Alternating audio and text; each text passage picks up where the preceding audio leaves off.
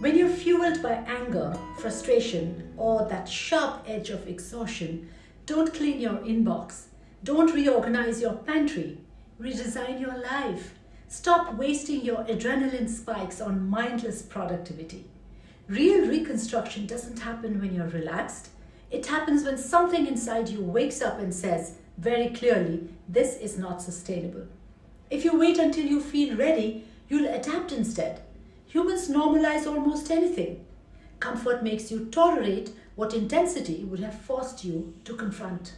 That surge you feel is activation, and activation is usable. Burnout is misunderstood. We've been trained to interpret burnout as a stop signal: shut down, withdraw, rest. But psychologically, burnout is often a misalignment signal. The Yerkes-Dodson law shows that performance increases with physiological arousal, up to an optimal zone. Too little activation and you drift, too much and you collapse.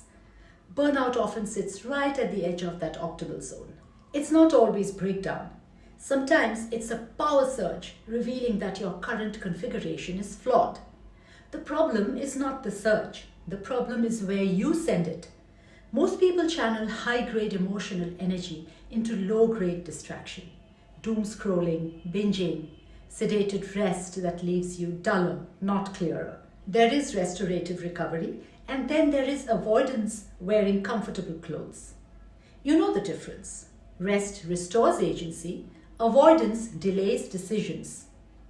Here's what's actually happening in those spikes. Habits are environmental loops.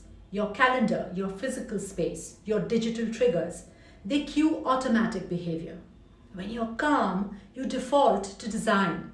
But when you're activated, you temporarily step outside the loop. You see the crack in the system. That crack is your window. Don't waste it on activity. Use it for architecture. Answering more emails during an adrenaline spike is activity.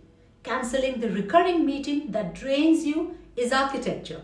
Deep cleaning your kitchen is activity. Redesigning your morning so you're not chronically rushed is architecture. Adrenaline is not for inbox zero, it's for structural change. There's another layer here. Self-determination theory tells us that humans function optimally when three needs are met: autonomy, competence, and relatedness. Burnout frequently reflects a collapse of autonomy. You're living inside systems you didn't consciously design. Obligations stack up, boundaries blur. Your calendar becomes an inheritance instead of a choice. Your nervous system doesn't just get tired, it protests.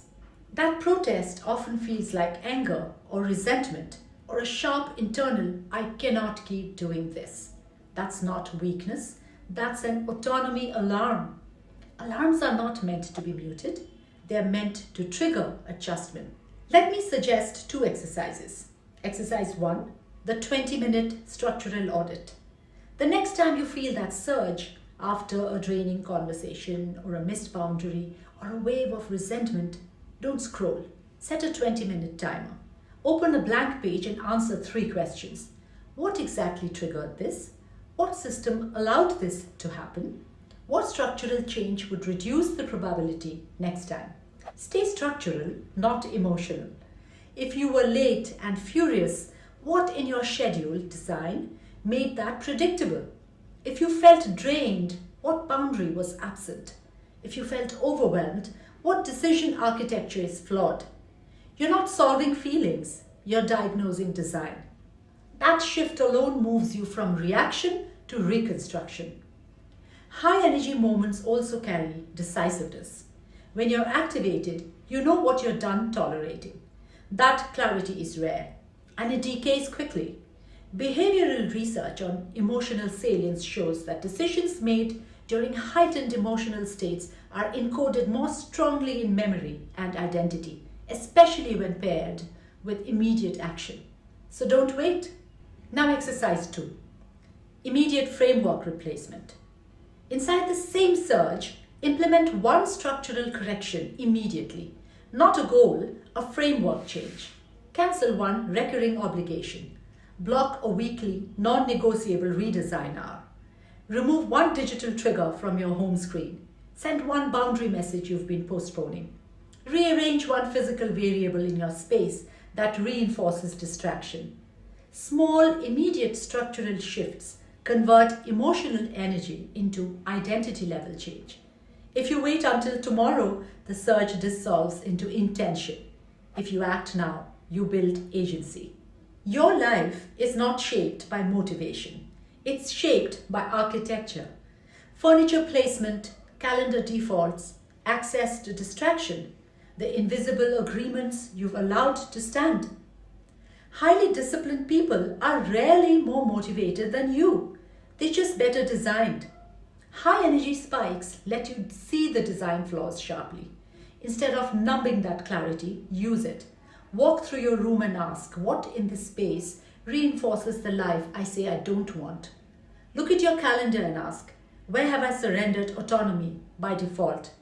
Look at your phone and ask, what have I placed within immediate reach that drains me? Change one variable. Reconstruction is rarely dramatic, it's iterative.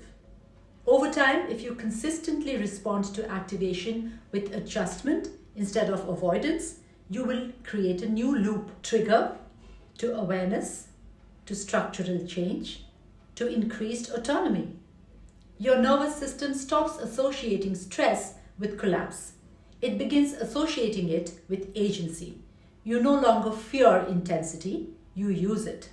This is not about glorifying stress. Calm is beautiful, rest is necessary, but calm rarely dismantles limiting systems. Intensity exposes them. Think about your major life pivots. They didn't emerge from perfect serenity. They emerged from enough, from a threshold moment when you saw clearly that something had to change. Those are reconstruction windows. The next time you feel that surge, irritation, anger, exhaustion with sharp clarity, pause. Ask, what system just failed me? What design flaw was exposed? What can I rebuild in the next 20 minutes? Don't waste the energy, convert it. Because life reconstruction doesn't happen when you feel ready. It happens when you decide that activation is not a threat, it's a tool. And the moment you stop spending your adrenaline on shallow productivity is the moment you start designing your life on purpose. Here to help you design your bold life, like and subscribe if I made sense.